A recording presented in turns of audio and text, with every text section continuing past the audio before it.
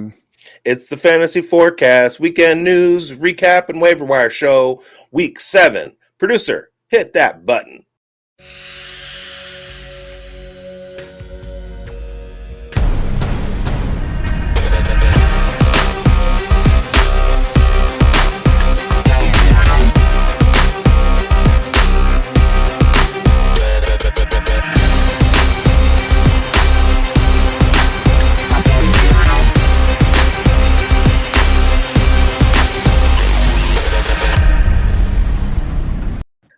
Welcome back to Fantasy Forecast, your weekly breakdown of all things Welcome back to Fantasy Forecast, your weekly breakdown of a lot of things fantasy.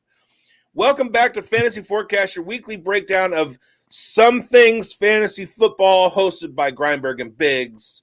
He is Grindberg. I am Biggs. I hope you all are having a fantastical weekend. In my most important leagues, I am having a very, very good week. I've got a matchup against Rhino tonight.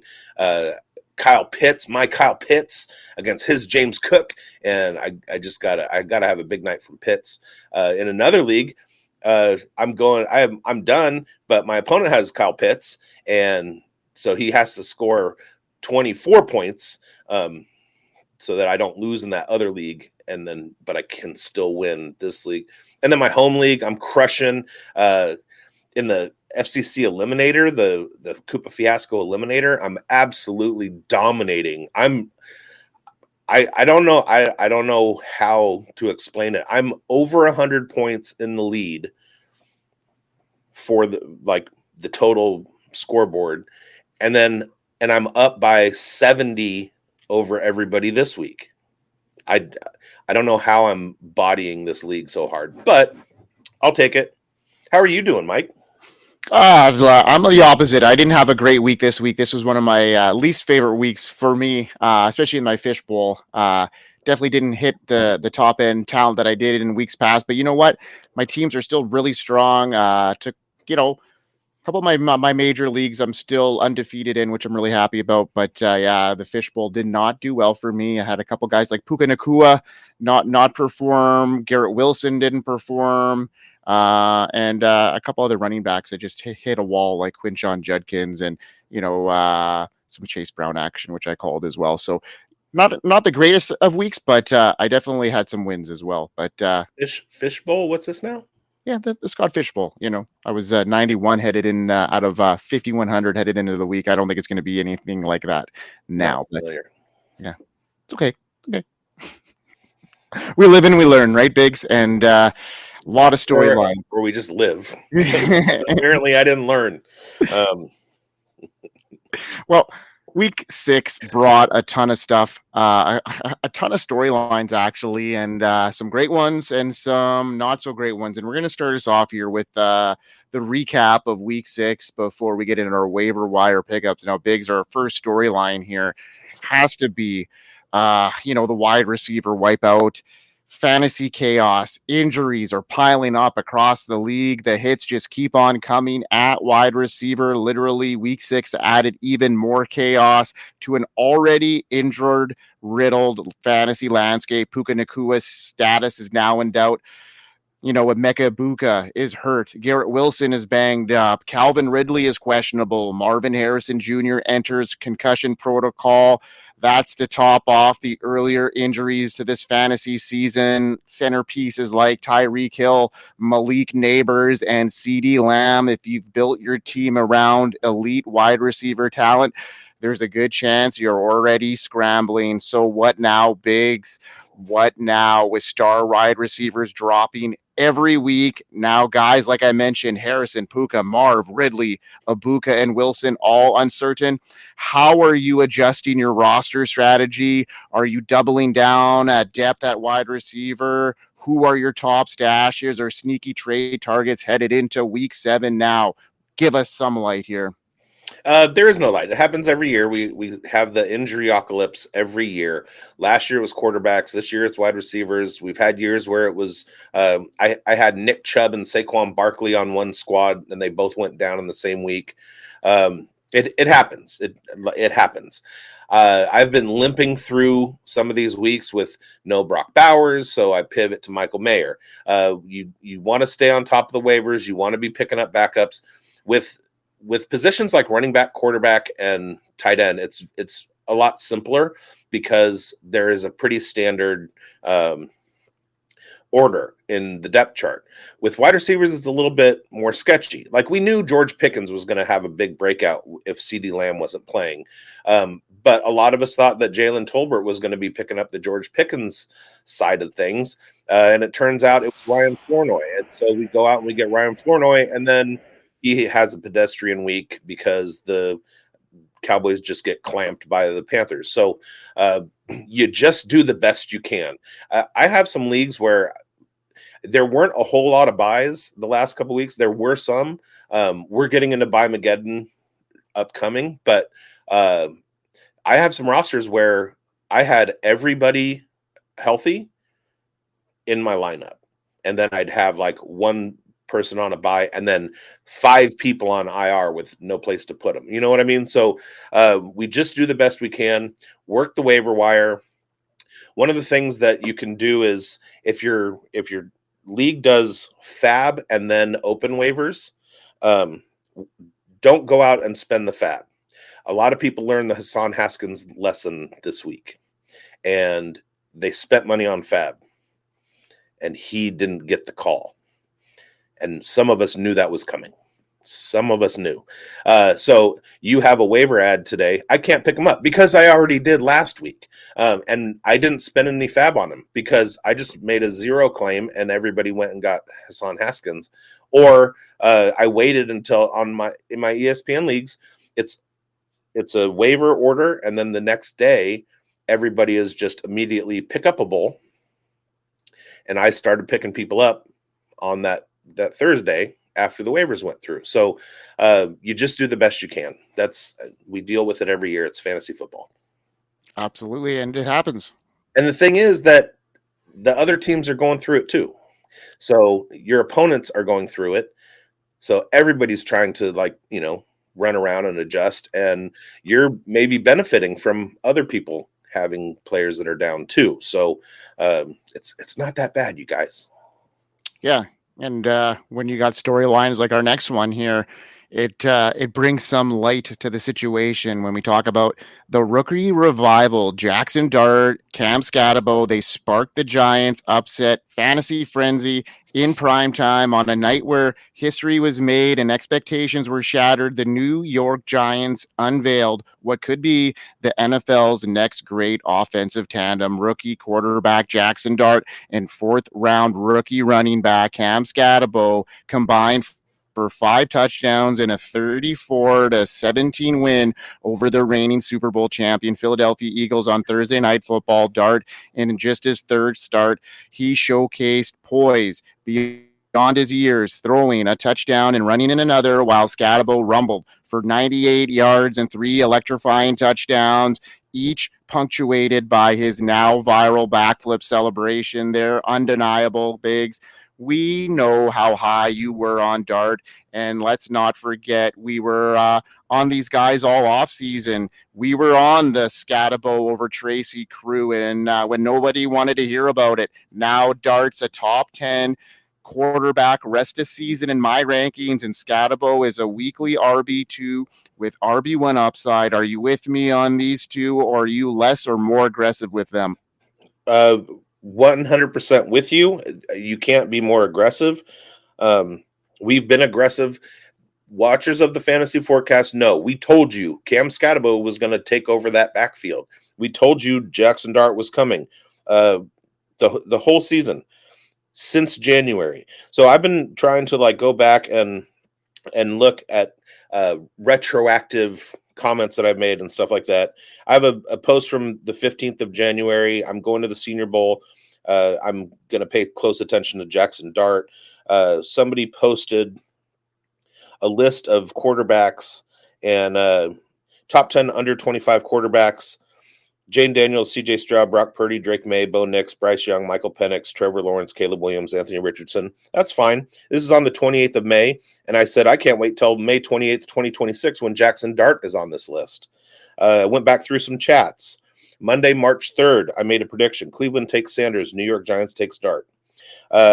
Notes from the Senior Bowl. Gabriel throws a really nice ball, and I'm a slut for lefty quarterbacks, but this ain't the year. Dart is the dude, though. I said he's better than Nix and Penix, probably better than McCarthy. I wouldn't be shocked if he fell to the Raiders in the second. I wouldn't be shocked if we take him at 6. If I love Jackson Dart, if we take him at 6, I wouldn't be upset. He's the franchise guy we want, and I'm a team builder. Like it goes on. It goes on and on. We've been on the Jackson Dart train from the beginning, and do what you can. I just made a trade for him. Somebody offered me Jackson Dart and Cooper Kupp for Stephon Diggs. Smash. Like, do whatever you can to go out and if he's even available, make sure he's on your roster. Scatterboot. Yeah, it's incredible. And the rise in dynasty, I know we're a redraft show, but if you packed your Jackson Dart bags like we talked to you about early on the pulse, you'd be reaping some benefits here. He's by far the most productive round 1 rookie out of that class right now. It looks like he could be the steal of rookie drafts headed into this year right now, and is getting the most value. He could easily be, right now I actually have him ranked in my top 6 dynasty rank. Top 6 ahead of Burrow. And Scatabo too. He's leading rookie running backs in fantasy points, just ahead of Ashton Genty. So opportunity. It's opportunity combined with talent. And Genty had the opportunity. Quinshon Judkins got the opportunity. Cam Scatabo made the opportunity, and he's absolutely showing out. Is he going to finish as the rookie RB1? Quite possibly. I still think there's some room for Genty to make a move, but he's got a rough schedule coming up, and maybe he was a slight miss. Well, I mean, it was. I think just that offense in general right now aren't clicking really under Geno Smith like some of us had predicted, and that's a huge thing. I mean, that offensive line is not anything to cry home about. He's not getting any time. You know that firsthand, Biggs, and I think that's probably the reason why Genty's getting stuffed. They're loading the boxes like crazy, and when Brock Bowers isn't there to deflect any sort of coverage anywhere, a banged up Brock Bowers all year, the writing has been on the wall. I think if Brock Bowers comes back healthy, that whole offense can look a lot better. Michael Mayer did just fine. The big thing is the offensive line is not getting any push. I told somebody the other day, the Raiders, I want to see Genty with 25 touches, and the Raiders should win if that happens. He had 23 carries and 2 catches, so he was right at 25 touches. The Raiders won. They controlled the game. Granted, it was a terrible Titans team, but the thing that worries me is that Genty's average yesterday on 23 carries was 3.6 yards per carry. Those aren't Genty numbers. Those are offensive line numbers, and it's sad to see. Yeah. Well, you know what isn't sad to see, and it's actually going to really create some dilemmas for fantasy managers now that Rico Dowdle has been dominating the last 2 games. That Carolina backfield is now forced with a dilemma just when it seemed like fantasy managers had enough chaos to deal with that wide receiver. Rico Dowdle decided to shake up the running back landscape too, and after back-to-back monster performances, capped off by a 239-yard record-breaking day against his former team, the Cowboys, Dowdle has gone from deep waiver wire flyer to must-start status almost overnight. He's racked up 473 yards in just 2 games, surpassing Christian McCaffrey's franchise record in the process, and is clearly running with purpose, power, and emotion. But here's the twist. Chuba Hubbard is on the verge of returning from a calf injury. And while Hubbard was the starter coming into the season, it's hard to imagine the Panthers scaling back Dowdle after what he's shown. The problem for fantasy managers, if this becomes somewhat of a timeshare, it could murky the waters. Now, Biggs, let's talk Rico. He's seen 2 explosive games, record-breaking usage, and clear momentum, but Chuba Hubbard could be back as early as this week. You can't just put those kind of performances back into the bottle. Rico Dowdle has earned the right to be Carolina's RB1 now, and he's played that way. The volume, production, and yardage. I'm curious, Biggs, what's your take? Do you see Dowdle keeping the keys now, or is Hubbard going to be a thorn in his side moving forward? Hubbard's going to be a thorn in his side. So there's a couple things that you hear from me a lot. Look at the contracts. Look at the money. Right now, Chuba Hubbard is on a 4-year deal with $3.3 million per year. Rico Dowdle is on a 1-year deal at $2.75 million. That means that the money is invested in Chuba, not in Rico Dowdle. Let's go back to 2024. Christian McCaffrey went down. Isaac Guerrero came out and had a couple big breakout games, or Jordan Mason, either one of them. If Christian McCaffrey had actually come back, even though Jordan Mason put up a 30-point game or what have you, Christian McCaffrey still would have had the job. So this is not. I love Rico Dowdle, and shout out to Matt Kelly. When we started at Player Profiler, Matt Kelly was the only person that was saying, "Look out for Rico Dowdle." He's the reason that I was into Rico last year.